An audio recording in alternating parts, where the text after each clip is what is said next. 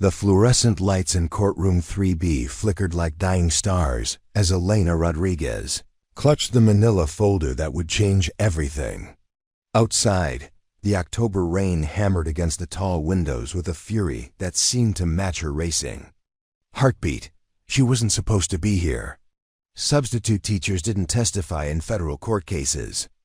They graded papers, managed classrooms for absent colleagues, and went home to quiet apartments with cats who judged them silently from windowsills. Preparing and narrating this type of story took us long efforts and hard work. So if you are enjoying the story, please consider subscribing to our channel. But here she was, her worn leather messenger bag, the same one she'd carried into 1,000 different classrooms over 12 years, sitting heavy against her hip, filled not with lesson plans and red pens, but with evidence. Evidence that could destroy careers. Evidence that could save lives. The courthouse steps had been slippery with rain and fallen leaves when she'd climbed them an hour ago, each step feeling like she was ascending toward some inevitable collision with destiny. The security guard, a kind-faced woman named Mrs. Washington, who reminded Elena of her third-grade teacher, had smiled warmly as she passed through the metal detector. "First time testifying, honey?" She'd asked, and Elena had nodded, not trusting her voice to remain steady. Now, sitting on the hard wooden bench outside the courtroom, Elena's fingers traced the edge of the folder. Inside were photographs, dozens of them, taken with her ancient digital camera over the past 8 months. Photos of cracked walls, broken playground equipment, and children's faces that told stories no child should have to tell. Photos of the mold creeping along classroom walls like black fingers reaching for young lungs. Photos of the portable classrooms that swayed in strong winds, their foundations more hope than concrete. The folder also contained her daily logs, written in the careful handwriting she'd perfected during her teaching credential program 15 years ago. Each entry documented what she'd seen, what she'd heard, and what she'd been told to ignore. May 15th, third grader came to school with bruises on his arms. When I asked the principal about protocol, she told me to focus on math lessons, not family business. June 2nd, overhead pipes in room 12 leaked brown water onto students' desks. Maintenance said they'd look at it next month. The door to courtroom 3B opened with a heavy thud, and a woman in an expensive navy suit emerged, her heels clicking sharply against the marble floor. Behind her walked a man Elena recognized from newspaper photos, Superintendent Marcus Hayworth, whose smile had graced campaign posters and school district newsletters for the better part of a decade. He looked different now, his usual confident demeanor replaced by something tighter, more cautious. His eyes swept the hallway and landed on Elena for just a moment. There was no recognition there, of course. Why would there be? She was just another substitute teacher, another invisible cog in the educational machine he commanded. Elena's phone buzzed softly in her purse. A text from Carmen Valdez, her only real friend in the district, and the teacher who'd first encouraged her to speak up. "You don't have to do this alone," the message read. "Maria and I are in the hallway if you need us." Elena smiled despite her nerves. Carmen had been teaching at Lincoln Elementary for 8 years, and Maria Santos had been there for 15. They'd both seen what Elena had seen, but they had permanent positions to protect, families to feed, mortgages to pay. Elena, with her month-to-month assignments and studio apartment, had less to lose. Or so she told herself. The truth was more complicated, as truth usually was. Elena had spent 12 years building relationships with students whose names she'd never forget. 12 years of being the steady presence when their regular teachers were sick, or having babies, or dealing with their own family crises. She'd been there for picture day, for holiday parties, for the quiet moments when a child needed someone to listen. The children knew her voice, trusted her smile, counted on her to remember their favorite books and their fears about the math. Test next week. Now, sitting in this courthouse with its imposing columns and stern portraits of long-dead judges, Elena wondered if she was about to throw it all away. The folder in her hands contained evidence of criminal negligence, environmental violations, and financial fraud that reached to the highest levels of the district administration. But it also contained the end of her teaching career, at least. In this city where she'd built her life, the courtroom door opened again, and this time a young man in a sharp gray suit emerged. Assistant District Attorney James Mitchell. She'd researched him online, found articles about his previous cases involving public corruption. He was younger than she'd expected, probably in his early 30s, with kind eyes behind wire-rimmed glasses. He spotted her immediately and approached with a warm smile. "Miss Rodriguez? I'm James Mitchell. Thank you so much for coming today." He settled onto the bench beside her, leaving a respectful distance. "I know this isn't easy. What you're doing takes tremendous courage." Elena's laugh came out more bitter than she'd intended. "Courage? I'm terrified. I keep thinking about all the ways this could go wrong." "Tell me about that," he said, and something in his tone reminded her of her favorite professor in graduate school, the one who'd taught her that good teaching started with good listening. "I've been a substitute teacher for 12 years, Elena began, surprised by how steady her voice sounded. "Do you know what that means?" "It means I've never belonged anywhere long enough to matter. I'm the person they call at 6 in the morning. When someone's sick, I'm the person who walks into chaos and tries to create calm, then disappears again. I've taught kindergarten math and high school English, sometimes in the same week. I've covered for teachers having nervous breakdowns, and teachers having babies, and teachers who just couldn't face their classrooms anymore." She paused, watching a young couple exit the elevator, both dressed in formal clothes that looked like they'd been purchased for this specific occasion. Their hands were clasped tightly together, and Elena wondered what crisis had brought them here, what truths they were about to tell or hear. "The thing about being a substitute," she continued, "is that you see things differently. Regular teachers get used to their buildings, their routines, their problems. They adapt. But when you're moving from school to school, from classroom to classroom, you notice things, you see patterns." Ada Mitchell nodded, pulling out a small notebook. "What kinds of patterns?" Elena opened her folder and withdrew a photograph. It showed a classroom at Roosevelt Middle School, where she'd worked for 3 weeks last spring covering for a teacher on maternity leave. The image captured a corner of the room where black mold had spread across the wall like a map of some diseased country.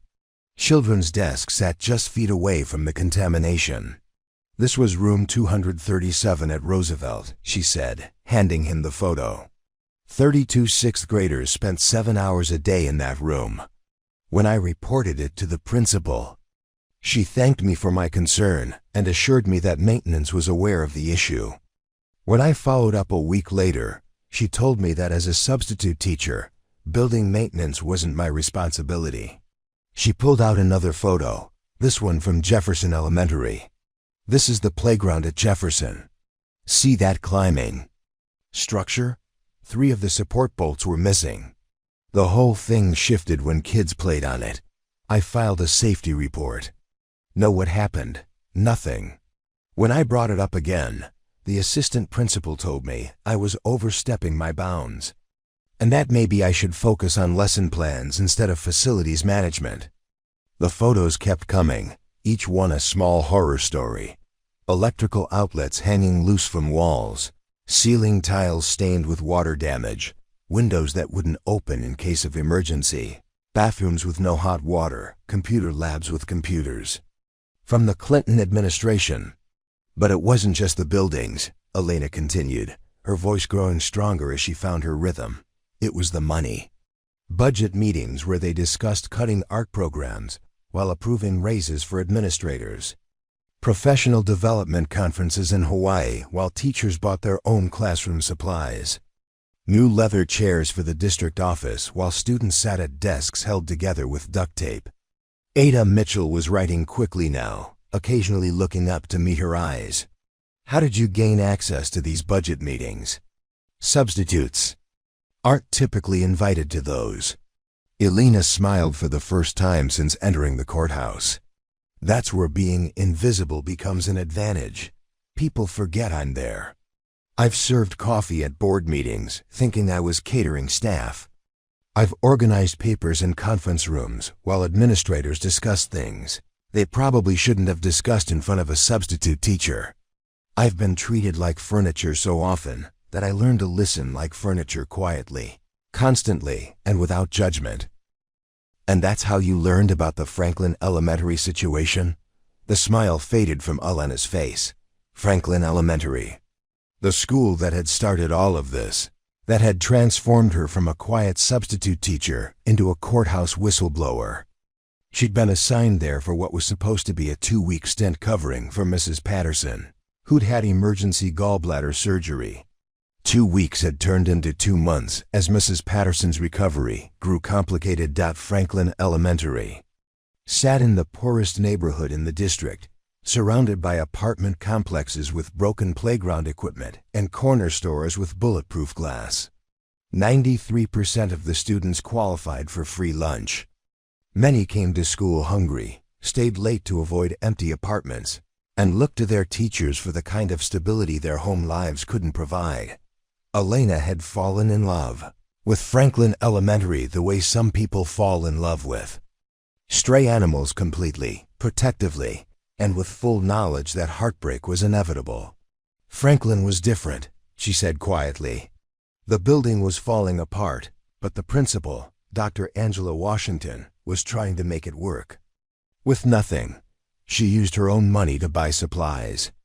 She stayed late every night tutoring kids for free. She turned the faculty lounge into a food pantry for families who needed help. She was a good person trying to do an impossible job. And the environmental issues?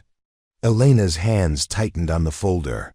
The water fountains had been shut off for 6 months due to lead contamination. The children were supposed to bring their own water, but how do you tell a 7-year-old to remember something their parents might not be able to afford? The air conditioning had been broken for 2 years.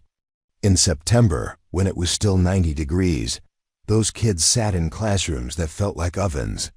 She pulled out a photo that showed children sprawled on the floor during what was supposed to be reading time, their small faces flushed with heat exhaustion. But the worst part was the roof. Every time it rained, buckets appeared throughout the building like mushrooms after a storm. Kids would have to move their desks to avoid the drips. Their homework got soaked, books were ruined. And when the really big storms came ... double quotes, she trailed off, remembering. What happened during the big storms? The ceiling in room 8 collapsed, Elena said simply. Not all at once, just a section of it, right above where the reading circle usually sat. It happened on a Sunday night, thank God, so no one was hurt. But when I arrived Monday morning, there was a tarp covering the hole and a sign on the door, saying the room was temporarily closed. How long was it closed? It's still closed. That was 8 months ago. 26 third graders are now crammed into the library for their classes. 26 kids trying to learn multiplication tables, while the middle schoolers are trying to check out books and the kindergartners are having story time. Ada Mitchell looked up from his notes. And you documented all of this? Elena nodded. Every day. I started taking pictures as evidence for repair requests that never got answered. Then I started taking pictures because I realized someone needed to remember that these children existed, that they mattered, that they deserved better. The courtroom door opened once more, and this time a bailiff emerged. Miss Rodriguez? They're ready for you. Elena stood on legs that suddenly felt unsteady. The folder trembled in her hands, and she realized she was holding not just evidence, but the hopes of hundreds of children who trusted adults to keep them safe. Ada Mitchell stood beside her. One more question before we go in. Why did you decide to come forward now? What was the final straw? Elena closed her eyes. And immediately she was back at Franklin Elementary on a Tuesday morning in March. She was covering Ms. Patterson's second-grade class, helping them with a reading lesson about community helpers, police officers and firefighters and teachers who kept everyone safe. A little girl named Sophia had raised her hand and asked, with the kind of pure trust that only 7-year-olds possessed, "Ms. Rodriguez, why don't the grown-ups fix our school? Don't they want us to learn?" Elena had knelt beside Sophia's desk, looked into those wide brown eyes, and realized she had no answer that wouldn't break this child's faith in the world. That night, she'd gone home to her quiet apartment and called the district attorney's office for the first time. "A student asked me why no one cared enough to fix her school," Elena said quietly. "And I realized I couldn't answer that question until I'd done everything I could to find out myself." The bailiff was waiting patiently, and Elena could hear voices from inside the courtroom, lawyers preparing, court reporters adjusting their equipment, justice preparing to either prevail or disappoint once again. Elena Rodriguez, substitute teacher, invisible woman, keeper of children's secrets and dreams, took a deep breath and walked through the door that would change everything. Elena's journey to this courthouse had begun not with a moment of heroic decision, but with 1,000 small compromises that eventually became unbearable. As she settled into the witness chair and looked out at the packed courtroom, she could see the faces of every person who had shaped her path to this moment. But to understand how she'd arrived here, one needed to understand the woman she'd been before, the careful, quiet professional who'd spent 12 years perfecting the art of being temporarily essential. Elena Rodriguez had never planned to be a substitute teacher. Like most things in her life, it had happened by accident, a temporary solution that became permanent through a combination of circumstance and an inability to disappoint people who needed her. She'd graduated from San Jose State with a teaching credential and dreams of having her own classroom filled with plants and motivational posters and students who would remember her fondly decades later.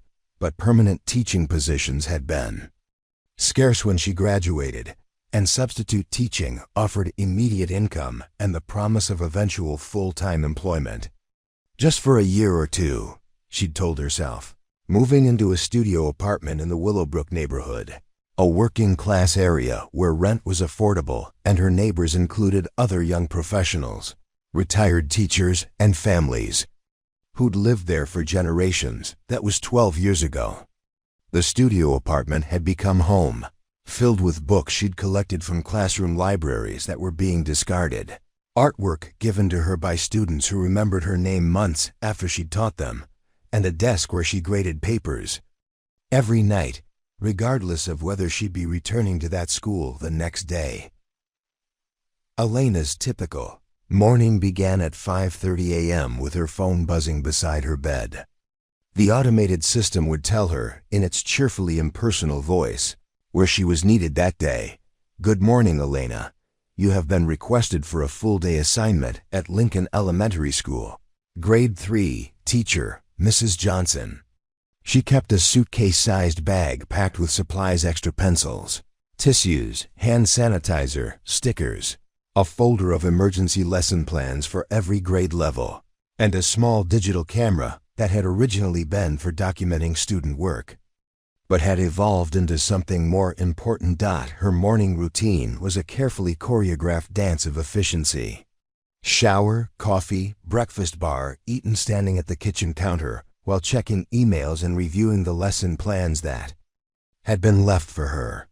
She kept a color-coded calendar on her refrigerator, blue for elementary assignments, green for middle school, red for high school. Some weeks, her calendar looked like a rainbow. The drive to each assignment was an exercise in geographical mental mapping.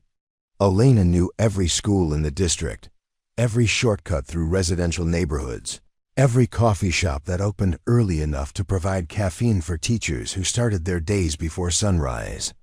She could predict traffic patterns, knew which schools had parking lots that filled quickly, which ones required a 10-minute walk from the street, because substitute teachers didn't get reserved spots. Walking into a new classroom each day meant becoming an instant detective. Elena would arrive 30 minutes early when possible, reading through the class roster to learn names, examining the seating chart to understand classroom dynamics, reviewing behavior management systems and daily schedules. She'd learn to read the subtle clues that told the real story of each classroom. Which students had their desks positioned for extra attention, which ones had special folders that followed them everywhere, which ones watched her with the guarded expression of children who'd been disappointed by adults before. The children were always her first priority, but Elena had developed a secondary skill over the years, the ability to read adult dynamics with the same precision. She could determine within an hour whether a school's administration was supportive or overwhelmed, whether teachers collaborated or competed, whether the building's problems were being addressed or ignored. It was this skill that had made her valuable as more than just a classroom manager. Principals began requesting her specifically, knowing that Elena Rodriguez could handle any situation with grace and competence. But being perpetually temporary meant living in a constant state of emotional preparation. Elena never knew if she'd be teaching kindergarten mathematics or high school literature, if she'd be managing a classroom of angels or a room full of children who tested every boundary with the expertise of tiny lawyers. She kept a mental library of icebreaker activities, attention-getting techniques, and crisis management strategies that could work with any age group. Her apartment reflected this professional nomadism. The bookshelves contained picture books.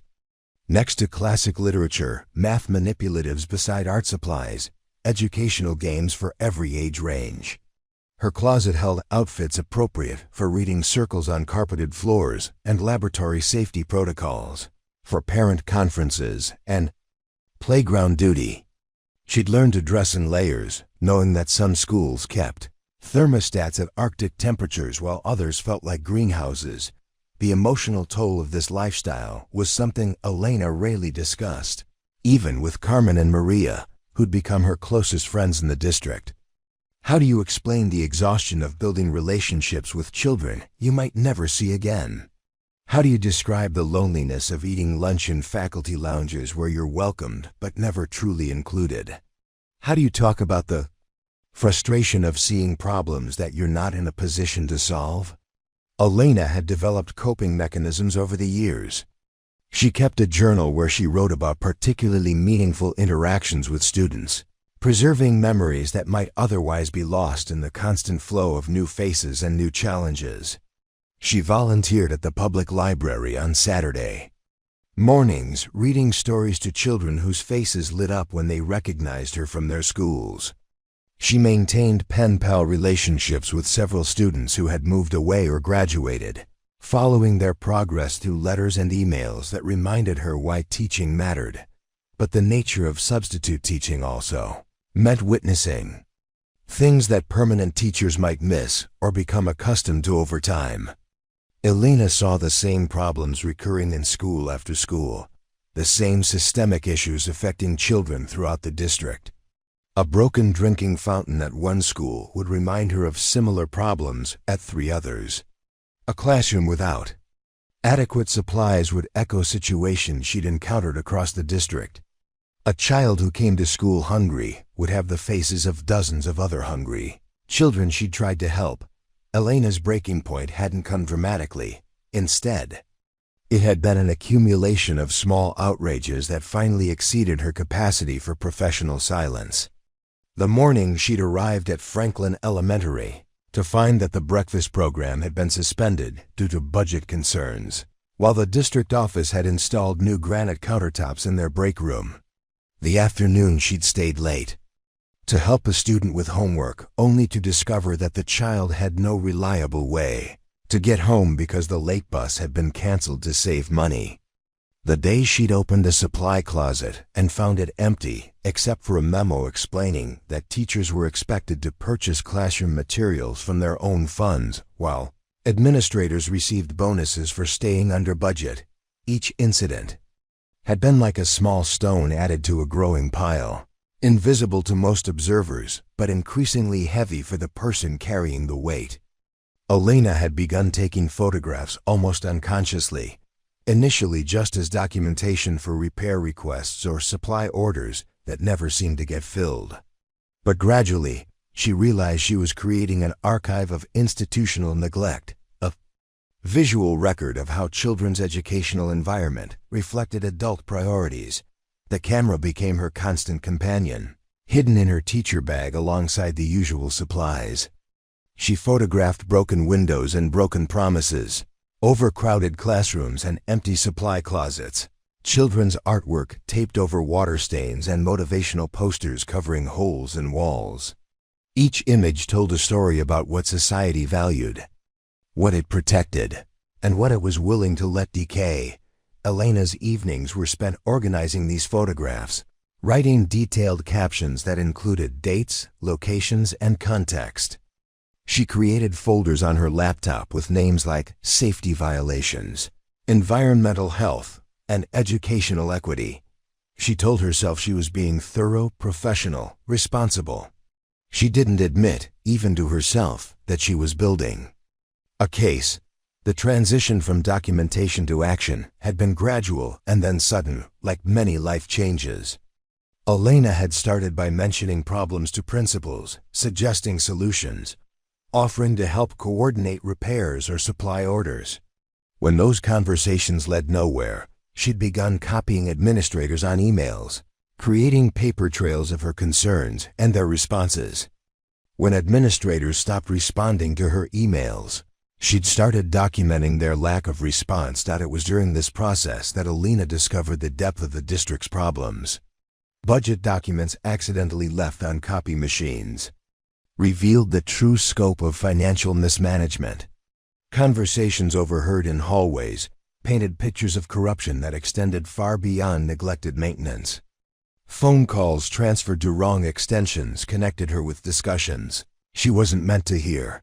Elena's kitchen table had become a command center of evidence, covered with spreadsheets, photographs, timelines, and contact information for reporters and officials who might care about children's welfare. She'd researched whistleblower protections, studied education law, and learned the names of every member of the school board and city council.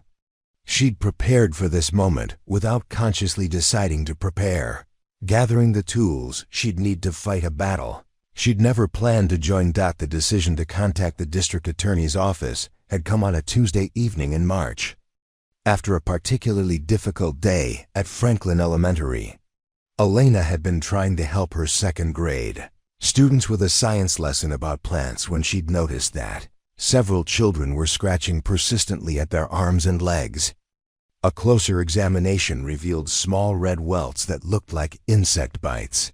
When she'd mentioned this to the school nurse, she'd been told that the building had a minor pest issue that was being addressed. That evening, Elena had researched the symptoms her students were experiencing and learned about the health effects of prolonged exposure to certain types of mold and pests. She'd looked at the photographs she'd taken of classroom conditions and realized she was documenting not just negligence, but potential harm to children's health and development. She'd sat at her kitchen table, surrounded by evidence of institutional failure, and finally acknowledged what she'd been avoiding. She was the only one in a position to speak for children who had no voice in the decisions that affected their daily lives. She was the only adult who'd seen the full scope of the district's problems, who'd documented the patterns of neglect, who had both the evidence and the freedom to act without risking a permanent position or pension. The phone call to the district attorney's office had been terrifying and liberating simultaneously. Elena had rehearsed what she'd say, prepared for skepticism or dismissal. Instead, she'd reached an intake specialist who'd listened carefully, asked thoughtful questions, and scheduled a meeting for the following week. Now, sitting in the witness chair with a room full of people waiting for her testimony, Elena felt the weight of every photograph in her folder, every name in her contact list, every child who'd trusted her to keep them safe. She thought about her quiet apartment, her color-coded calendar, her carefully organized life of temporary assignments and permanent caring. She thought about Sophia's question, "Why don't the grown-ups fix our school?" and realized that she was about to become a different kind of grown-up, one who refused to accept that children's welfare was someone else's responsibility. Elena looked out at the courtroom, took a breath that seemed to pull in 12 years of preparation, and prepared to tell the truth that would change everything. The questioning began gently, with Ada Mitchell establishing Elena's credentials and experience. But as her testimony unfolded, the atmosphere in courtroom 3B grew increasingly tense. Elena could feel the weight of hostile eyes from the defense table, where Superintendent Hayworth sat flanked by expensive lawyers, whose hourly rates could have funded a school's supply budget for a year.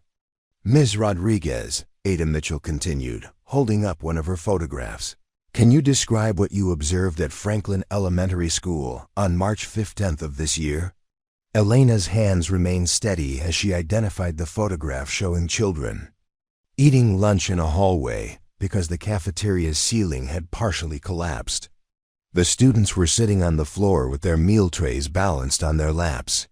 The hallway had no ventilation, and the temperature was approximately 85 degrees. Several children complained of headaches, and 2 had to go to the nurse's office. "Did you report this situation to the administration?" "Yes, I spoke with Principal Washington immediately." She was aware of this situation, but explained that the district had told her the cafeteria repairs were scheduled for sometime next fiscal year. The children had been eating in the hallway for 6 weeks. Defense attorney Rebecca Sterling rose smoothly from her chair. "Objection, Your Honor. The witness is speculating about conversations she wasn't party to." Judge Patricia Hernandez, a woman in her 60s whose reputation for fairness was matched only by her intolerance for legal gamesmanship, barely looked up from her notes. Overruled. "The witness is testifying about what she was told directly. Continue, Mr. Mitchell." Elena watched this exchange with interest. She'd researched Judge Hernandez extensively, learning that she'd been a teacher herself before attending law school, that she had a reputation for asking pointed questions about cases involving children's welfare. Elena hoped this background would make the judge more receptive to her testimony, but she also knew that judicial impartiality meant she couldn't count on sympathy. The photographs continued, each one building a case for systematic neglect that extended far beyond Franklin Elementary. Elena described arriving at Roosevelt Middle School to find 6th graders using textbooks so old they still showed the Soviet Union on world maps. She testified about discovering that Washington High School's chemistry lab had been condemned by the fire department, but was still being used for classes because there was nowhere else to put the students. "Ms. Rodriguez," Ada Mitchell said, pulling out a thick folder, "did you also document financial irregularities during your time in the district?" This was the moment Elena had both dreaded and anticipated. The photographs of deteriorating buildings were damning enough, but the financial evidence she'd gathered could potentially result in criminal charges for multiple administrators. "Yes," she replied, her voice growing stronger. "I began to notice discrepancies between what was being reported to parents and the community and what I was observing in schools." Elena described attending a school board meeting where Superintendent Hayworth had presented a PowerPoint celebration of the district's record investment in educational technology.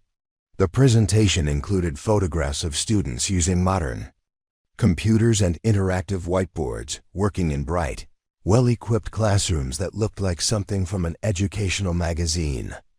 "Did you recognize those classrooms?" Ada Mitchell asked. "Some of them, yes. They were from Westfield Elementary and Oak Grove Middle School, both located in the wealthiest parts of the district." But the presentation implied that all district schools had received similar upgrades. Elena pulled out her own photographs showing computer labs at other schools, outdated machines that crashed regularly, software so old it was no longer supported, internet connections so slow they were essentially Useless. At Jefferson Elementary, she'd found a computer lab that consisted of 3 working computers for a school of 400 students. I started researching budget allocations, Elena continued. Public records showed that technology funding was being concentrated in schools with the most politically influential parent groups. Schools in low-income neighborhoods received token updates that looked good in progress reports, but didn't meaningfully improve educational opportunities. The testimony grew more detailed as Elena described discovering expense reports that showed administrators attending conferences in luxury resorts, while teachers were asked to donate their own money for classroom supplies. She'd found invoices for office furniture that cost more than some schools' entire library budgets, catering bills for board meetings that exceeded what many schools spent on art supplies for an entire year. Defense attorney Sterling began objecting more frequently as Elena's testimony became more specific. Your Honor, the witness lacks the expertise to interpret complex budget documents. Elena felt a flash of irritation. I may be a substitute teacher, but I have a master's degree in education, with a focus on educational policy. I've completed coursework in school finance and budget analysis. I'm qualified to read a spreadsheet. Judge Hernandez allowed herself a small smile. Objection overruled. The witness may continue. The turning point in Elena's testimony came when Ada Mitchell asked her to describe the events of April 23rd at Franklin Elementary. Elena's composure, which had remained steady throughout hours of questioning, finally showed cracks as she recalled what she'd witnessed. I was covering Mrs. Patterson's class again. She'd had complications from her surgery and needed additional recovery time. It was a rainy day, and the roof leaks were particularly bad. We had 12 buckets in the hallway outside the classroom, and children had to navigate around them like an obstacle course. Elena paused, remembering. During lunch, I was walking past the main office when I heard raised voices. Principal Washington was on the phone, and she was clearly upset. I could hear her saying, "You can't keep telling me next month. These children are getting sick." When she saw me, she apologized for the noise and explained that she was trying to get emergency repairs approved. What happened next? About an hour later, a district maintenance supervisor arrived. But instead of bringing repair equipment, he brought tarps and duct tape. I watched him cover the worst leaks with plastic sheeting and tape it to the ceiling. Principal Washington asked about permanent repairs, and he told her that the district had classified the problems as low-priority maintenance issues that would be addressed during summer break. Elena's voice grew quieter as she continued. That afternoon, during reading time, a section of ceiling collapsed in the hallway where the children had been walking 30 minutes earlier. If it had happened during the lunch period movement, she trailed off, unable to finish the sentence. The implication hung in the air like a physical presence. Children could have been seriously injured or killed because of deferred maintenance and bureaucratic indifference. Ms. Rodriguez, Ada Mitchell said gently, what did you do after witnessing this incident? I went home and called every number I could find, the district office, the school board, the city building inspection department. I filed formal safety complaints with 3 different agencies. I documented everything with photographs and written reports. And what was the response? Elena's laugh was bitter. I was told that as a substitute teacher, I wasn't authorized to file facility complaints. I was told that building safety was outside my scope of responsibility. I was told that if I continued to interfere with administrative processes, my name would be removed from the substitute teacher list. The courtroom erupted in murmurs at this revelation. Judge Hernandez called for order, but Elena could see that her testimony was having an impact. Several journalists in the gallery were scribbling notes rapidly, and she noticed 2 school board members who'd slipped in during her testimony. Their faces graved. Ada Mitchell moved to a new line of questioning, asking Elena to describe the human cost of the district's negligence. Elena testified about children who developed respiratory problems from mold exposure, students who'd missed school due to lack of heating in winter classrooms, kids who'd stopped participating in class discussions because they couldn't hear, the teacher over the noise of industrial fans running constantly to combat humidity problems. I kept a list, Elena said, pulling out a notebook she'd maintained throughout her testimony preparation. Names of students who were being educationally harmed by conditions in their schools. By my count, more than 800 children in this district are attending classes in buildings that would be condemned if they housed anything other than schools. Elena described meeting 7-year-old Marcus Thompson, a student at Lincoln Elementary who'd been diagnosed with asthma after spending months in a classroom with severe mold problems. His mother had tried repeatedly to get him transferred to a different school, but was told that school assignments were based on residential address and couldn't be changed without a valid medical excuse. When she'd finally gotten a doctor's note citing environmental factors, she was told the district didn't recognize environmental health as grounds for transfer. She testified about Isabella Santos, a 5th grader at Roosevelt Middle School, who'd been an honor student until her school's library was closed due to structural problems. Isabella's grades had dropped dramatically as she lost access to the research materials and quiet study space she'd relied upon. When her mother asked about alternative arrangements, she was told that budget constraints made it impossible to provide temporary library services. Elena's voice grew stronger as she described these individual cases, each one representing a child whose educational future had been compromised by adult failures. She talked about teachers who used their own credit cards to buy heating units for freezing classrooms, custodians who worked unpaid overtime to clean up water damage from recurring leaks, principals who spent their own salaries on emergency repairs that couldn't wait for district approval. These are dedicated professionals trying to educate children in impossible conditions, Elena testified. They're performing miracles on a daily basis, but they shouldn't have to. Children shouldn't have to choose between their education and their health. The cross-examination by defense attorney Sterling was aggressive and personal. Sterling attempted to portray Elena as a disgruntled employee seeking attention, questioning her motives, her qualifications, and her right to speak for the district's students. Ms. Rodriguez, Sterling began, her tone sharp. Isn't it true that you've never been offered a permanent teaching position in this district? That's correct. And isn't it possible that your testimony today is motivated by resentment about your employment status rather than genuine concern for student welfare? Elena met Sterling's gaze directly. I've been a substitute teacher by choice for 12 years. I've had opportunities for permanent positions, but I chose the flexibility of substitute teaching because it allowed me to work with more students, in more schools, with more diverse populations than I could reach in a single classroom. But surely you must feel some bitterness about your professional situation?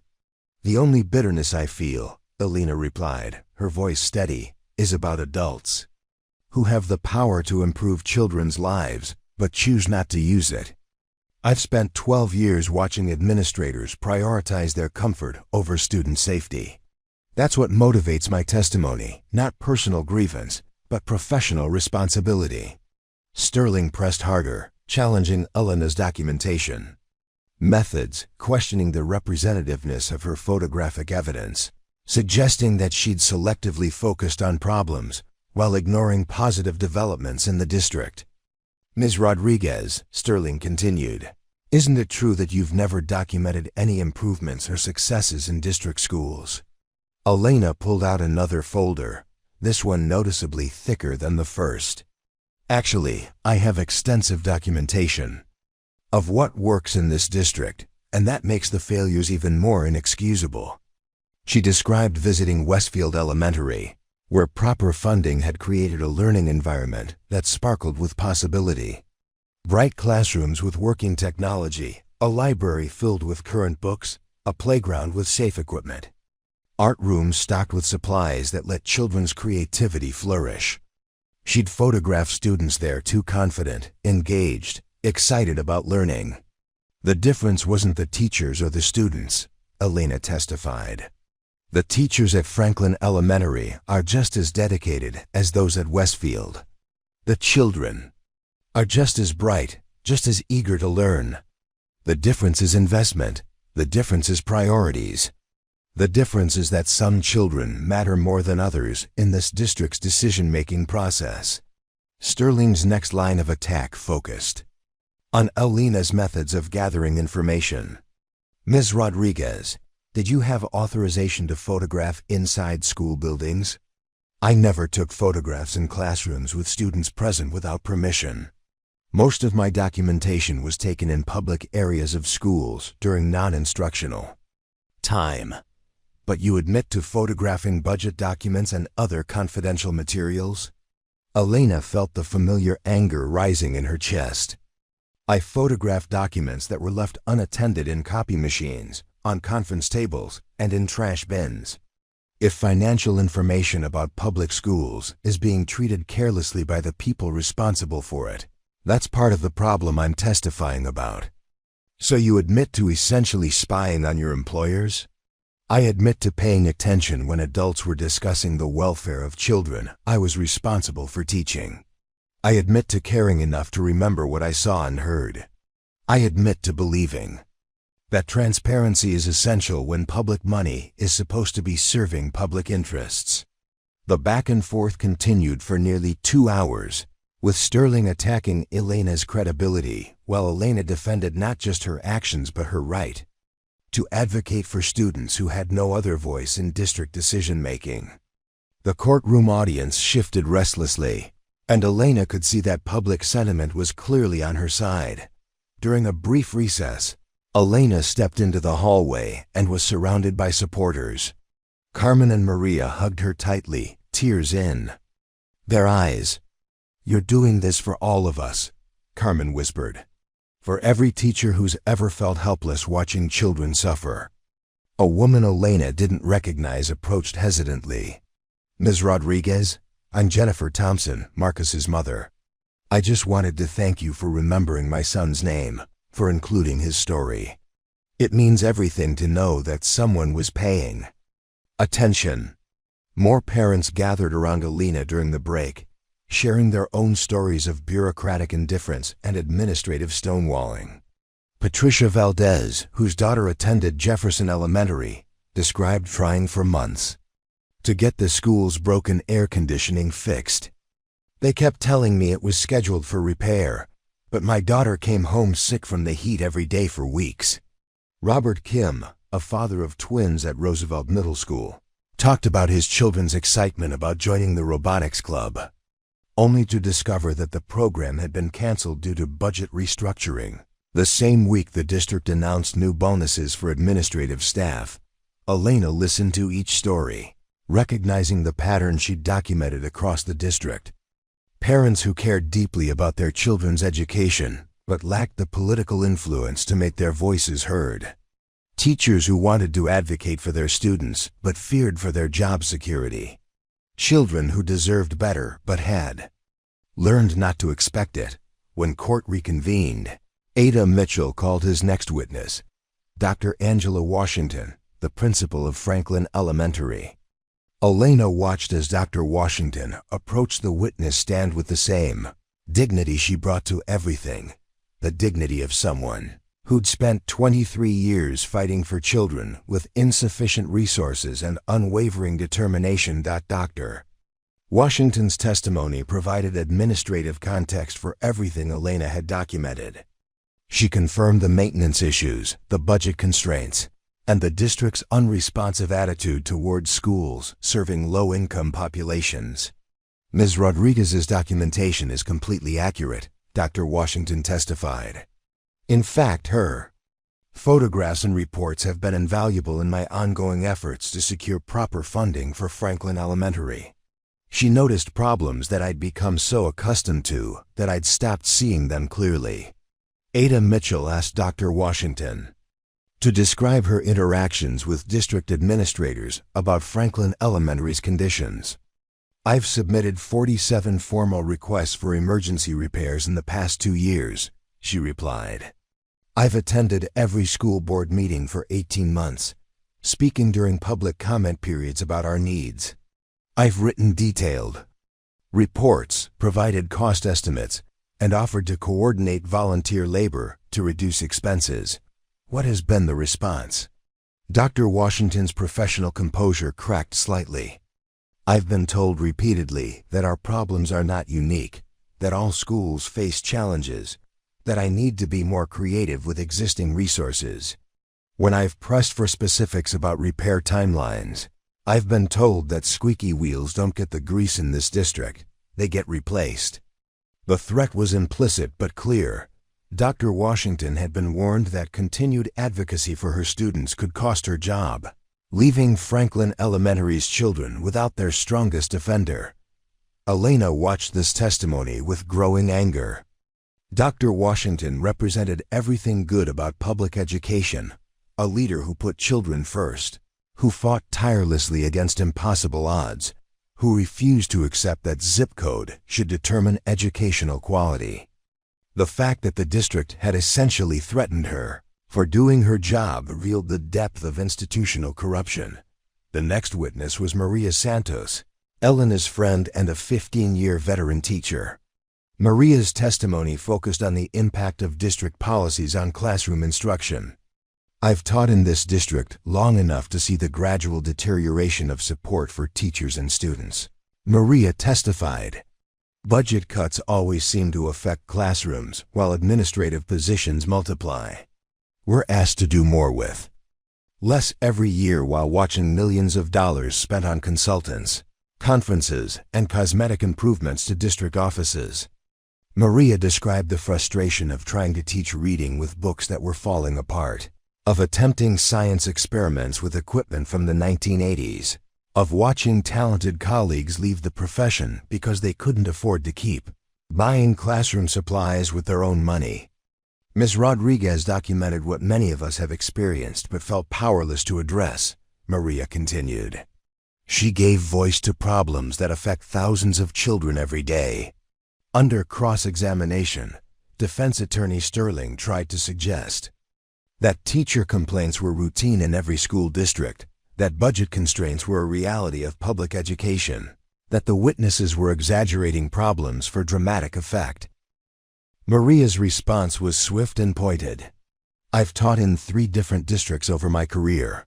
Budget constraints are real everywhere, but deliberate indifference to student safety is not. There's a difference between doing your best with limited resources and ignoring problems until they become dangerous. The afternoon brought testimony from Dr. James Rivera, a building inspector who'd been contacted by Elena's safety complaints. Dr. Rivera's credentials were impeccable: 30 years of experience in building safety, recognition as an expert, witness in structural engineering cases, a reputation for thorough and impartial assessment. Based on my inspection of Franklin Elementary and 2 other schools in the district, Dr. Rivera testified, I found multiple violations of building safety codes, health regulations, and occupancy standards. These are not minor maintenance issues. These are conditions that pose immediate risks to occupant safety. Dr. Rivera's report was damning. He documented structural damage that compromised building integrity, electrical systems that created fire hazards, water damage that had created toxic mold growth, ventilation systems that were spreading contaminants, rather than providing fresh air. In my professional opinion, he concluded, several buildings in this district should be immediately evacuated until comprehensive repairs can be completed. The fact that children continue to attend classes in these conditions represents a clear and present danger to public health. The courtroom fell silent as the implications of this testimony settled over the audience. Elena felt vindicated but also horrified. Her documentation had been conservative compared to what a professional inspection had revealed. The day's final witness was unexpected. Councilwoman Patricia Morales, a member of the city council who'd been investigating complaints about the school district for months. Councilwoman Morales had subpoenaed financial records that revealed the true scope of administrative misconduct. The district has received approximately $47 million in emergency funding over the past 3 years, she testified.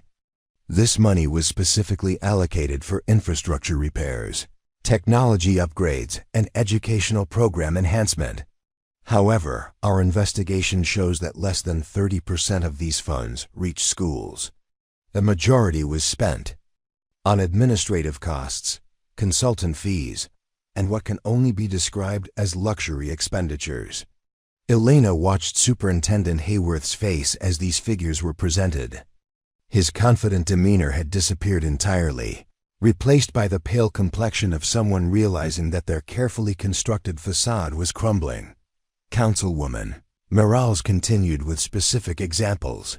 A $200,000 conference room renovation in the district office while Franklin Elementary's library ceiling collapsed. $85,000 spent on team building retreats for administrators while students sat in classrooms without heat. $150,000 in consultant fees for an efficiency study that recommended cutting teaching positions while increasing administrative staff. Ms. Rodriguez's documentation provided the human context for what our financial investigation revealed. Councilwoman Morales testified. She connected budget numbers to real children facing real consequences. Without her courage in coming forward, these abuses might have continued indefinitely. As the day's testimony concluded, Elena felt emotionally drained but professionally vindicated. She'd spent 12 years watching problems that seemed insurmountable, feeling powerless to create meaningful change. Today, she'd learned that her careful documentation had provided the foundation for a case that could transform how the district operated. But she also knew that tomorrow would bring retaliation, challenges, and the personal cost of speaking truth to power. As she gathered her folders and prepared to leave the courthouse, Elena realized that her life as an invisible substitute teacher was over. What would come next remained uncertain, but she was no longer the same woman who'd walked into this building that morning. The quiet professional, who'd spent 12 years perfecting the art of being temporarily essential, had become permanently visible, and there was no going back. The morning of Elena's second day of testimony began with news that would reshape everything. As she sat in her apartment drinking coffee and reviewing her notes, her phone rang with a call from Ada Mitchell.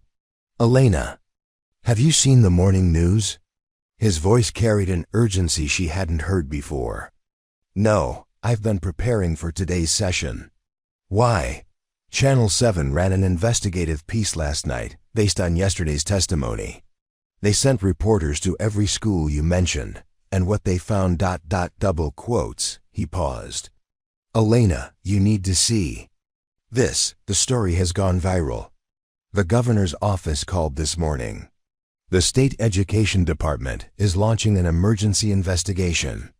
Elena turned on her television to find her face on the screen, a photograph taken as she'd left the courthouse the day before, looking tired but determined. The news anchor was calling her the substitute teacher who exposed a district-wide conspiracy of neglect. The report showed footage from multiple schools, confirming every detail of her testimony with fresh documentation. At Franklin Elementary, reporters had found conditions even worse than Elena had described. The collapsed ceiling in room 8 had been temporarily patched with plastic sheeting that was now sagging dangerously. The water fountain she'd reported as contaminated were still shut off 8 months later. Children were still eating lunch in the hallway, but the most damaging revelation came from Roosevelt Middle School, where an investigative team had discovered that the building's fire suppression system had been non-functional for over a year. Students and teachers had been working in a building that couldn't be safely evacuated in case of emergency, while district administrators had known about the problem and chosen to defer repairs. Elena's phone began ringing constantly, reporters, parents, teachers, and activists all wanting to speak with the woman who'd broken open what was being called the biggest education scandal in the state's history. She let most calls go to voicemail, but she answered when she saw Carmen's number. "Elena, you need to be careful," Carmen said without preamble. "The district sent security guards to Franklin Elementary this morning. They're going through files, confiscating computers, telling teachers not to speak to reporters. Dr. Washington has been placed on administrative leave pending an investigation." Elena felt her stomach drop. Dr. Washington, who'd spent 23 years fighting for her students, was being punished for Elena's courage. "They can't retaliate against her for my testimony." Preparing and narrating this type of story took US-long efforts and hard work. So if you are enjoying the story, please consider subscribing to our channel.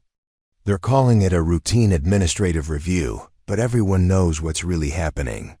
"Elena, they're going to come after anyone who supported you." Maria got a call this morning telling her she was being transferred to a different school effective immediately. The weight of unintended consequences settled over Elena like a heavy blanket. She'd known there would be retaliation, but she'd assumed it would be directed at her. She hadn't fully considered how the district might punish those who'd simply been willing to tell the truth about what they'd witnessed. At the courthouse, Elena found the atmosphere dramatically changed from the previous day. The hallways were packed with reporters, camera crews, and community activists carrying signs demanding educational justice. Parents who'd felt voiceless for years were finding strength in numbers, sharing stories that echoed Elena's documentation. Judge Hernandez called for order as the session began, warning that disruptions would result in the courtroom being cleared. But even the judge seemed affected by the gravity of what was unfolding. This was no longer just a case about budget mismanagement, but a comprehensive examination of how democratic institutions could fail the people they were meant to serve. 8A. Mitchell's first order of business was addressing the retaliation that had already begun. He called Dr. Washington to testify via video conference, since she'd been barred from the courthouse by district lawyers, who claimed her presence might influence other witnesses. Dr. Washington appeared on the courtroom's large screen, sitting in what looked like her home office, wearing the same professional demeanor she brought to everything despite the obvious stress of her situation. "Dr. Washington," Ada Mitchell began, "can you describe the events at Franklin Elementary?" "This morning, at approximately 7:30 a.m., 3 security guards and 2 district administrators arrived at my school with a court order authorizing them to seize all computers, file cabinets, and communication records. They informed me that I was being placed on paid administrative leave pending an investigation into my cooperation with unauthorized documentation of district operations." Elena felt sick. The phrase "unauthorized documentation" was clearly a reference to her photography and record keeping. Dr. Washington was being punished for the crime of confirming Elena's testimony. "Dr. Washington, in your 23 years as an educator, have you ever been subjected to disciplinary action?" "Never. I've received commendations from the state education department, recognition from parent organizations, and awards for academic improvement. Last year, Franklin Elementary was cited as a school of excellence despite our facility challenges, specifically because of our staff's dedication to student achievement. The irony was devastating. Dr. Washington was being investigated by the same district that had recently celebrated her success, punished for the same advocacy that had made her an award-winning principal. Abia Mitchell's next witness was someone Elena hadn't expected: former district employee whistleblower Patricia Chun, who'd worked in the district's accounting department until she'd been fired 18 months earlier for questioning budget irregularities. "Miss Chun," Ada Mitchell began, "can you describe the circumstances of your employment termination?" Patricia Chun was a soft-spoken woman in her 40s who'd worked for the district for 8 years. Her testimony revealed a pattern of financial manipulation that made Elena's documentation seem like just the visible tip of a massive iceberg. "I was terminated for what my supervisor called persistent insubordination, Chun testified. But what I was actually doing was asking questions about budget allocations that didn't make sense. Money that was supposed to go to schools was being redirected to administrative accounts. Federal grants earmarked for low-income schools were being used for district office renovations. Chun described discovering that the district had received multiple federal grants specifically intended to address the kinds of problems Elena had documented: infrastructure repair, technology upgrades, environmental health improvements. These grants totaled over $12 million over 3 years, but Chun's research showed that very little of this money had reached actual schools. When I brought these discrepancies to my supervisor's attention, I was told that budget interpretation was above my pay grade. When I persisted, I was told that I was creating a hostile work environment. When I threatened to contact federal grant administrators, I was fired for allegedly violating confidentiality policies. Elena listened to this testimony with growing amazement. She'd thought she was documenting isolated incidents of neglect, but Chun's financial evidence revealed a systematic scheme to defraud federal education programs while children suffered in deteriorating buildings. Courtroom erupted when Chun presented evidence that Superintendent Hayworth had personally approved using emergency repair funds to install a private bathroom and kitchen in his office suite, improvements that cost more than Franklin Elementary's entire annual maintenance budget. Defense attorney Sterling objected repeatedly, arguing that Chun was a disgruntled former employee whose testimony was unreliable. But Chun's documentation was meticulous, backed by financial records, email communications, and photocopied receipts that painted a clear picture of corruption. Miss Chun, Ada Mitchell continued, were you aware of Miss Rodriguez's documentation efforts while you were employed by the district? No, but I wish I had been. Her photographs and observations would have provided the human context that I couldn't capture with budget documents alone. Numbers on a spreadsheet don't show children eating lunch in hallways or studying in dangerous buildings. Ms. Rodriguez did what I couldn't. She connected financial malfeasance to educational harm. The afternoon brought testimony from Dr. Sarah Kim, a pediatric pulmonologist who'd been treating children from district schools for respiratory problems that she'd eventually connected to environmental conditions in their schools. Over the past 18 months, I've seen a concerning pattern of respiratory illness among children attending certain schools in this district, Dr. Kim testified. Symptoms consistent with mold exposure, chemical sensitivity, and poor air quality. When I started asking parents about environmental conditions at their children's schools, I began to see connections that were too obvious to ignore. Dr. Kim presented medical records with patient permission showing children who developed asthma, chronic cough, and other respiratory problems after starting school at buildings Elena had documented as having mold and ventilation problems. The medical evidence transformed Elena's environmental observations from facilities complaints into public health documentation. In my medical opinion, Dr. Kim concluded, children attending schools with the conditions Ms. Rodriguez documented are being exposed to health hazards that could affect their development for years to come. This isn't just about educational equity, it's about basic child safety. Elena felt the weight of this testimony differently than everything that had come before. These weren't budget numbers or policy disagreements. These were children whose bodies bore the evidence of adult failures. Her documentation had captured not just institutional negligence, but actual harm to actual children whose health might be permanently affected. The day's most dramatic moment came when Ada Mitchell called a surprise witness, former school board member Donald Harrison, who'd resigned 6 months earlier amid what were publicly described as philosophical differences with district direction. Harrison, a distinguished man in his 70s who'd served on the school board for 12 years, approached the witness stand with obvious reluctance.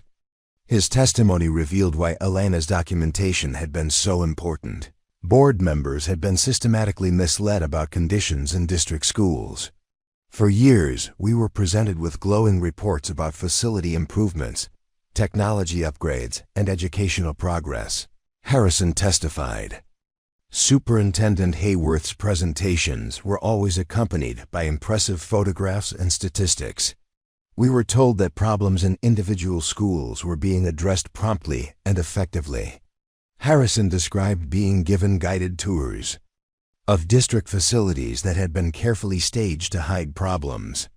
Board members were shown classrooms that had been temporarily equipped with new technology for their visits, then saw the equipment removed after they left. They were taken to see repairs that had been hastily completed hours before their arrival, then watched those repairs fail again within weeks. Ms. Rodriguez's documentation showed us what the district didn't want us to see, Harrison continued. Her photographs were taken during normal school days, not during orchestrated visits. Her observations came from spending hundreds of hours in schools, not from brief tours designed to impress board members.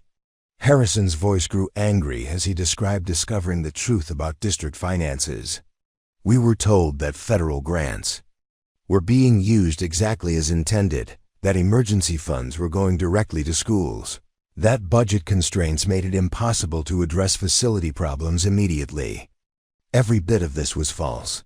The former board member revealed that he'd begun his own investigation after receiving an anonymous packet of photographs. Elena's photographs in his mailbox 6 months earlier. His private research had confirmed everything Elena had documented and more. I resigned from the school board because I realized I'd been complicit in a system that was harming children through willful ignorance, Harrison testified. Ms. Rodriguez forced us to see what we should have been looking for all along. Elena was called back to the witness stand to identify specific photographs and documents that other witnesses had referenced. As she looked through her carefully organized evidence, she realized that her 12 years of substitute teaching had prepared her for this moment in ways she'd never anticipated. Ms. Rodriguez, Ada Mitchell asked, "Did you ever imagine that your documentation would lead to this level of investigation?" Elena considered the question carefully. "I hoped it might help a few schools get needed repairs. I hoped it might help a few children get a better learning environment. I never imagined that the problems were this widespread or this systematic." What kept you going when you could have simply done your job and ignored what you were seeing? Elena looked out at the packed courtroom, seeing faces of parents, teachers, students, and community members who'd been affected by the corruption she'd exposed. I kept thinking about a question one of my students asked me: "Why don't the grown-ups fix our school?" I realized that I was one of the grown-ups, and if I didn't try to fix it, who would? The session ended with Ada Mitchell announcing that federal investigators would be joining the case, that the state education department was conducting emergency inspections of every school in the district, and that criminal charges were being considered against multiple administrators. As Elena left the courthouse that afternoon, she was surrounded by reporters asking about her future plans, her motivations, and her reaction to being called a hero. She deflected most questions, but one reporter asked something that made her pause. "Ms. Rodriguez, do you regret coming forward, given the retaliation against your colleagues?" Elena thought about Dr. Washington, about Maria's forced transfer, about the price others were paying for her courage. "I regret that speaking the truth about children's welfare is considered controversial. I regret that protecting students is seen as betrayal of colleagues. But I don't regret ensuring that someone with power finally knows what's happening to children in this district." That evening, Elena sat in her apartment surrounded by news coverage of the case, her phone buzzing with messages of support from around the country. Teachers in other districts were sharing similar stories. Parents were organizing advocacy groups, and education policy experts were calling for comprehensive reform. But the message that meant the most came from an unknown number. "Ms. Rodriguez, this is Sophia from Franklin Elementary. My mom helped me write this. Thank you for caring about our school. Thank you for not forgetting us." Elena read the message 3 times, then saved it in a folder she labeled "Why It Mattered." Tomorrow would bring more testimony, more revelations, and more challenges. But tonight, she knew that a 7-year-old girl named Sophia would go to sleep believing that grown-ups sometimes do fix things when children ask them to. And sometimes, that belief is enough to change everything. 3 months after Elena's testimony concluded, the transformation of the school district was both dramatic and ongoing. The federal investigation had resulted in criminal charges against Superintendent Hayworth and 4 other administrators. The state education department had placed the district under emergency oversight. And Elena Rodriguez, the substitute teacher who'd blown the whistle on systematic corruption, found herself in a position she'd never anticipated: Director of Educational Advocacy for the newly restructured district. The irony wasn't lost on her. After 12 years of being temporarily essential, she now had a permanent position with actual authority to create change. Her new office was in a renovated building that had once housed the district's bloated administrative staff that had been reduced by 60% as part of the federal settlement agreement. Elena's first major initiative was something she called the Student Voice Project, a systematic effort to document and address educational inequities from the perspective of the children who experience them daily. She'd hired Carmen Valdez as her deputy director and Maria Santos as coordinator of community outreach. Dr. Angela Washington, fully exonerated and restored to her position at Franklin Elementary, served as an advisor on the project. The morning Elena had dreaded and anticipated for months finally arrived in late January. The reopening of Franklin Elementary after comprehensive renovations funded by the federal settlement. Elena walked through the building with Dr. Washington, marveling at the transformation her documentation had made possible. Room 8, where the ceiling had collapsed during Elena's testimony period, was now a bright, modern classroom with skylights, state-of-the-art ventilation, and technology that actually worked. The hallway where children had eaten lunch for months was now lined with student artwork and motivational posters, leading to a beautiful new cafeteria with proper seating and natural lighting. "It's everything I dreamed it could be," Dr. Washington sighed, her voice thick with emotion. "These children finally have a school building that matches their potential." Elena nodded, but her attention was focused on a bulletin board displaying thank you letters from students. One caught her eye immediately, a drawing by Sophia, now in 3rd grade, showing a classroom filled with smiling children and the words, "Thank you for not forgetting us," written in careful cursive at the bottom. The settlement had provided $180 million for infrastructure repairs across the district, with priority given to schools serving low-income populations. Federal oversight would continue for 5 years, ensuring that funds reached their intended destinations. Most importantly, the settlement included provisions for ongoing community oversight, including parent representatives on budget, committees and student voice in facility planning. But the changes went beyond money and buildings. The scandal had sparked a statewide conversation about educational equity that was resulting in policy reforms throughout the region. Elena found herself testifying before the state legislature about the need for transparency in education funding, consulting with other districts facing similar challenges, and speaking at conferences about the power of documentation and advocacy. The personal cost had been significant. Elena's relationship with some longtime colleagues never recovered. They saw her as a whistleblower who'd damaged the reputation of public education rather than someone who'd exposed necessary truths. She'd received anonymous threats, had her car vandalized, and endured months of legal bills as defense attorneys tried to discredit her testimony, but the support had been overwhelming. Elena's small apartment was filled with letters from teachers around the country who'd been inspired to speak up about problems in their own districts. She'd received awards from education organizations, civil rights groups, and child advocacy nonprofits. Most meaningfully, she'd been invited to graduation ceremonies at multiple schools, where students credited her courage with improving their educational opportunities. 6 months after the settlement, Elena was approached by Dr. James Rivera, the building inspector whose testimony had confirmed her safety concerns. Dr. Rivera had been commissioned to conduct a comprehensive study of school building conditions nationwide, and he wanted Elena to serve as co-author on a report that would be presented to Congress. "Your documentation methods changed how we think about building inspections," Dr. Rivera explained during their first meeting. "You showed us that safety isn't just about structural integrity, it's about the daily experience of people who live and work in these spaces." The national report, titled "Schools That Teach: How Building Conditions Affect Educational Outcomes," became a landmark study that influenced federal education policy. Elena's photographs were featured throughout the report, alongside data showing correlations between facility conditions and student achievement, teacher retention, and community engagement. A year after her courthouse testimony, Elena was invited to speak at the National Education Association's annual conference.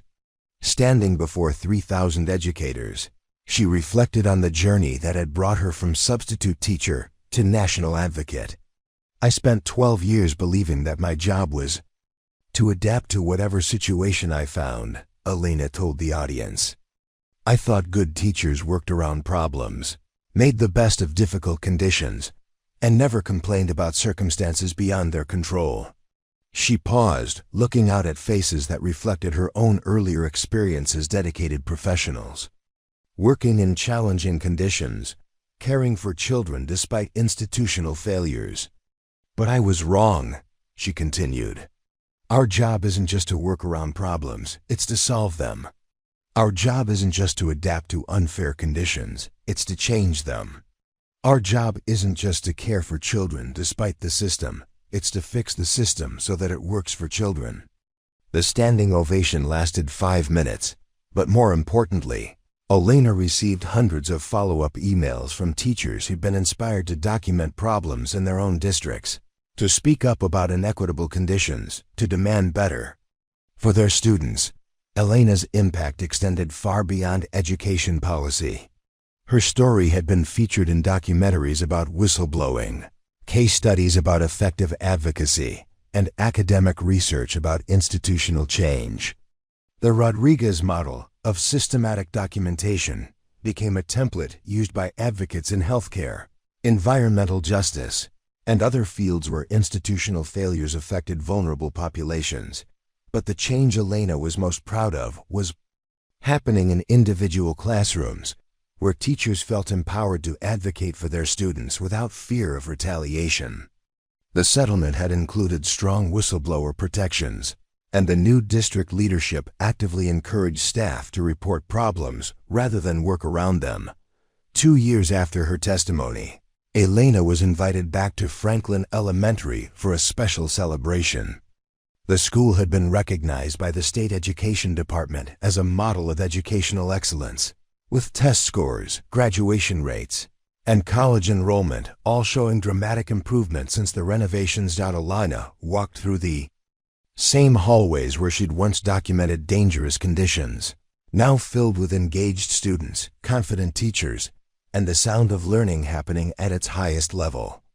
In the school's new library built where the old cafeteria had been, she found a display case containing some of her original photographs alongside current images of the same spaces. Transformed. A plaque beside the display read, "In recognition of Elena Rodriguez, whose courage to document truth created the foundation for educational justice. Her work reminds us that every child deserves a school building that supports their dreams." During the celebration ceremony, Elena was introduced by Sophia, now a confident 5th grader who served on the school's student council. Sophia had written her introduction herself, and she delivered it with the poise of someone who'd learned that her voice mattered. "Ms. Rodriguez taught us that grown-ups should listen when kids say something is wrong," Sophia said into the microphone, looking directly at Elena. "She taught us that our school should be as good as our dreams." She taught us that someone who cares enough can change everything. After the ceremony, Elena walked through the neighborhood surrounding Franklin Elementary, noting changes that extended far beyond the school building. New businesses had opened, attracted by families who were choosing to stay in the community rather than seeking better educational opportunities elsewhere. Property values were rising as the school's reputation improved. Community pride was visible in well-maintained yards, neighborhood watch signs, and parent volunteers working on school improvement projects. Elena's documentation had revealed how educational neglect created community-wide decline, but the reverse was also true. Educational investment had catalyzed community renewal. That evening, Elena sat in her apartment, now a 2-bedroom space she'd been able to afford thanks to her permanent position reviewing applications for the newly created Elena Rodriguez Education Advocacy Fellowship. The fellowship, funded by a foundation that had been inspired by her story, would support teachers in other districts who wanted to advocate for their students, but needed resources and legal protection to do so effectively. As she read through applications from teachers in rural communities, urban districts, and suburban schools, Elena realized that her story had become part of something much larger than her individual courage. Teachers across the country were finding their voices, parents were demanding transparency, students were learning that their education was worth fighting for. 3 years after her courthouse testimony, Elena received an unexpected phone call from Marcus Thompson's mother, Jennifer. Marcus, the 7-year-old who developed asthma from mold exposure, was now a healthy 5th grader preparing for middle school. "I wanted you to know that Marcus is getting ready to apply for the district's new STEM Academy," Jennifer said. "The program wouldn't exist without the renovations that followed your testimony. Marcus talks about becoming an environmental engineer so he can help make sure other kids don't get sick at school." Elena smiled, thinking about the ripple effects of advocacy. A substitute teacher's documentation had become a child's inspiration to pursue science. A courthouse testimony had become a career aspiration that might prevent future environmental health problems. As she hung up the phone, Elena reflected on the question that had started everything. Why don't the grown-ups fix our school? The answer, she now understood, was that sometimes they do when the right grown-up cares enough to document the truth, find the courage to speak it, and persist through whatever consequences follow. Elena's quiet apartment now served as an informal headquarters for education advocacy, filled with correspondence from teachers, parents, and students who'd been inspired by her example. Her refrigerator calendar was no longer color-coded for different schools. Instead, it was filled with meetings, conferences, and site visits related to her ongoing work with districts across the country. The woman who'd spent 12 years being temporarily essential had become permanently transformative. And the children whose voices she'd carried into that courthouse had learned that sometimes, when you ask the right question to the right grown-up, the answer can change everything. 5 years later, the morning sun streamed through the tall windows of Elena's new office at the National Center for Education Equity, casting long shadows across the wall where her original photographs from Franklin Elementary hung alongside images of transformed schools from 15 states. Elena Rodriguez, now recognized as one of the country's leading voices in education advocacy, was preparing for what would be her most significant presentation yet, a keynote address to the International Conference on Educational Justice. Her assistant knocked gently on the door. "Ms. Rodriguez, the delegation from Finland is here for your pre-conference meeting. They're very interested in the documentation protocols you developed."